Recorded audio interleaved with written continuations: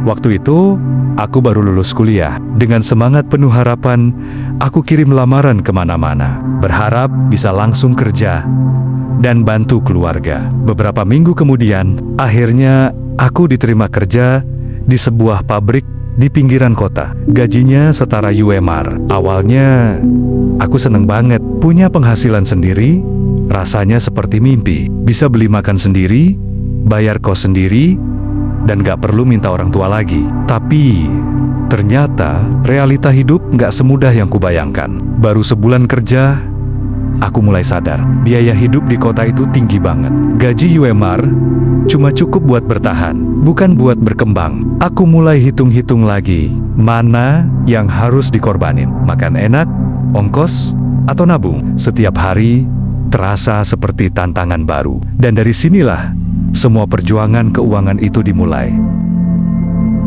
Setiap awal bulan, aku duduk di depan meja kecil di kamar kos, bawa kertas bekas dan pulpen seadanya. Aku mulai nyusun anggaran bulanan, kos, makan, transport, pulsa, dan sesekali bantu keluarga di kampung. Semua kutulis satu persatu dengan harapan bisa cukup sampai akhir bulan. Tapi kenyataannya, belum juga tanggal tua, dompetku sudah menipis. Pernah, suatu kali, aku cuma punya sisa 20.000 buat seminggu ke depan. Rasanya deg-degan, kayak main game survival. Tapi, dalam dunia nyata, aku mulai mikir, mungkin aku salah ngatur uang, tapi aku juga nggak foya-foya. Semua kebutuhan yang kutulis itu penting.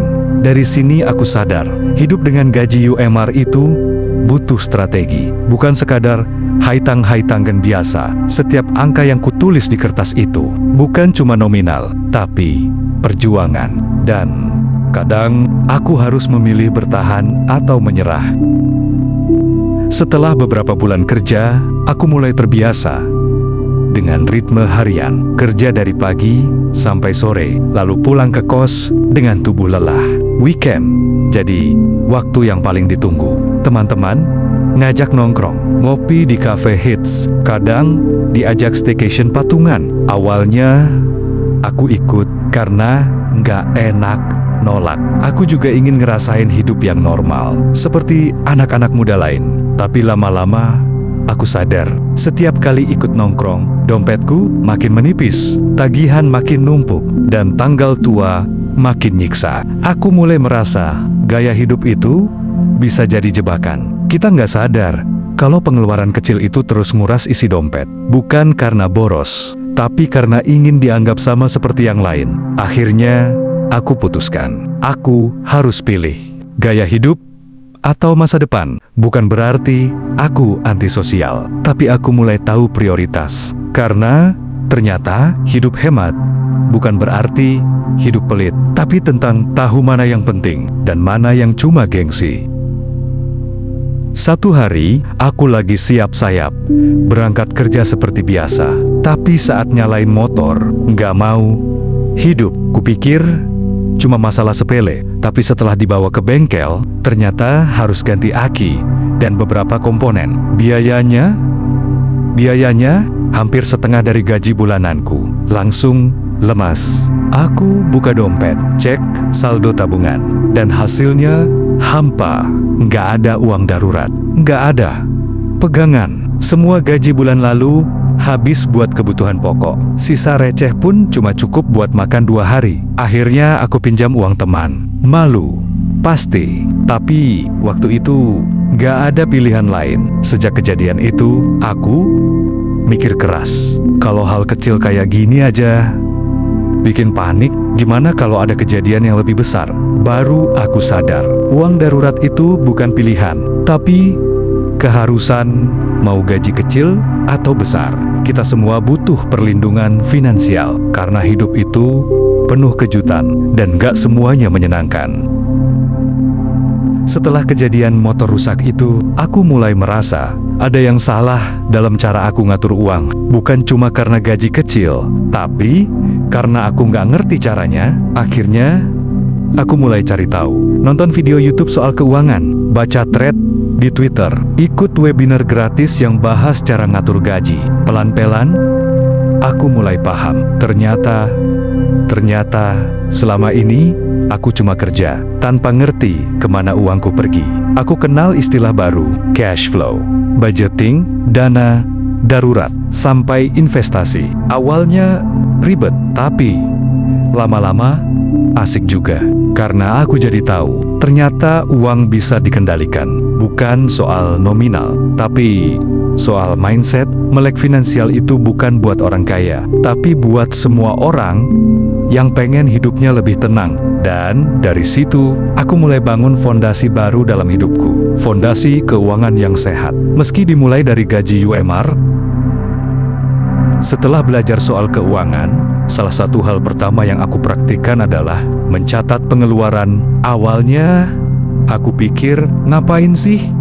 Dicatat, kan udah tahu kira-kira habis buat apa. Tapi, setelah dicoba, hasilnya bikin kaget. Ternyata, selama ini, aku banyak bocor halus. Jajan es teh, 5.000. Ngisi saldo e-wallet tanpa mikir. Transfer ke silkasilan yang lupa dicatat. Kalau di total pengeluaran receh itu bisa ratusan ribu sebulan. Dan itu semua hilang begitu aja. Akhirnya, aku mulai serius. Aku catat tiap pengeluaran, pakai aplikasi, kadang tulis manual. Setiap hari, sebelum tidur, aku buka daftar pengeluaranku. Capek? Iya. Tapi dari situ aku belajar disiplin. Aku mulai bisa bedain mana kebutuhan, mana keinginan, dan pelan-pelan. Nah, aku mulai bisa kontrol diriku sendiri. Catatan itu jadi cermin yang nunjukin gaya hidupku apa adanya. Dan dari sana, perubahan ke arah yang lebih baik bisa dimulai.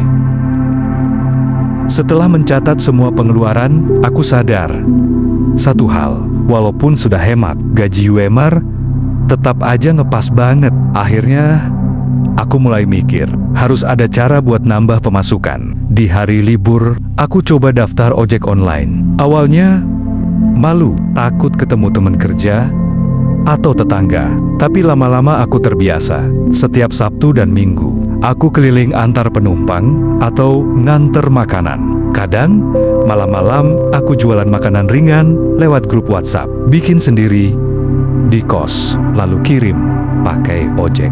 Pernah juga aku bantu ngedit video teman yang punya channel YouTube kecil, dibayar nggak seberapa, tapi rasanya puas, karena bisa dapat dari skill sendiri. Capek?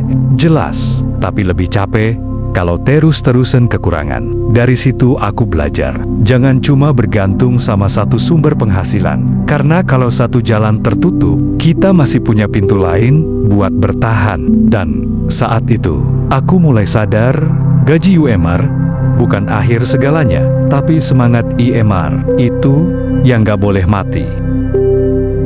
Setelah punya penghasilan tambahan, aku mulai punya ruang buat nabung. Nggak besar, tapi cukup bikin aku sedikit lega. Target pertamaku, bangun dana darurat. Aku mulai dari yang paling kecil, nggak muluk-muluk, cuma 10.000 per hari. Awalnya susah, karena banyak godaan. Kadang pengin jajan, kadang pengin beli barang lucu di toko online. Tapi aku tahan. Aku ingat lagi rasa panik waktu motor rusak, waktu dompet kosong, dan waktu harus minjem uang teman. Sedikit demi sedikit, dana darurat itu mulai tumbuh. Seminggu jadi 100.000, sebulan jadi jutaan. Dan yang paling penting, aku merasa tenang. Sekarang kalau ada kejadian mendadak, aku nggak langsung panik, karena aku tahu, aku sudah punya cadangan. Dana darurat itu seperti sabuk pengaman. Mungkin nggak selalu kelihatan, tapi saat dibutuhkan, dia yang nyelamatin. Dan di momen itulah, aku benar-benar merasa, aku mulai pegang kendali atas hidupku. Setelah dana darurat mulai aman, aku mulai berpikir lebih jauh. Apa langkah selanjutnya? Jawabannya, menata masa depan. Aku mulai bikin target kecil, bukan cuma buat beli barang, tapi juga buat investasi. Aku cari tahu soal reksadana, emas, digital, sampai saham pemula. Nggak langsung paham, tapi aku belajar pelan-pelan. Dari video, punto, dari artikel, bahkan dari kesalahan. Tujuannya, Satu, biar uangku bisa kerja juga. Gak cuma aku yang kerja keras tiap hari. Selain itu, aku juga mulai mikir soal mimpi. Pengen punya rumah kecil, pengen bantu orang tua, pengen hidup tenang tanpa utang. Dulu, semua itu kayak mimpi yang jauh. Tapi, sekarang, meski jalannya pelan, setidaknya aku sudah mulai melangkah. Dan itu yang penting. Karena hidup bukan soal siapa yang paling cepat, tapi siapa yang terus bertahan dan bergerak maju. Menata masa depan memang butuh waktu. Tapi, aku percaya setiap langkah kecil yang kulakukan hari ini akan jadi pijakan besar di masa depan nanti. Hari ini, aku masih hidup dengan gaji UMR, tapi aku nggak lagi merasa kecil. Karena sekarang, aku punya kendali atas hidupku. Aku tahu kemana uangku pergi. Aku tahu gimana caranya bertahan. Dan yang paling penting, aku tahu bagaimana caranya bangkit. Gaji kecil bukan berarti mimpi harus kecil. Yang penting adalah cara kita ngatur, cara kita berpikir, dan cara kita melangkah. Banyak orang bilang UMR nggak cukup buat hidup. Tapi, buatku, UMR justru ngajarin arti hidup yang sebenarnya. Tentang sabar, tentang bijak, tentang bertahan, dan tentang tumbuh. Aku mungkin belum sukses, tapi aku sedang menuju ke sana, langkah demi langkah, dengan cara yang jujur dan realistis. Karena hidup bukan tentang berapa besar gaji kita, tapi seberapa besar tekad dan keberanian kita untuk memperjuangkannya. UMR bukan akhir, tapi justru awal dari perjalanan panjang yang penuh makna.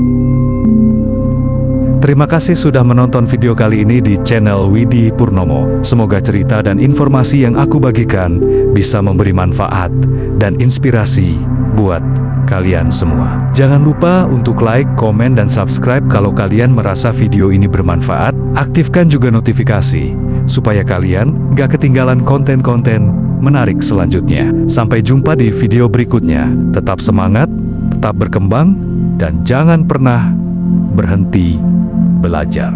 Terus dukung channel ini, karena setiap langkah kecil kita bersama bakal membawa kita ke sesuatu yang lebih besar. Jangan lupa, hidup itu perjalanan. Jadi, teruslah bergerak maju. Sampai jumpa di video berikutnya.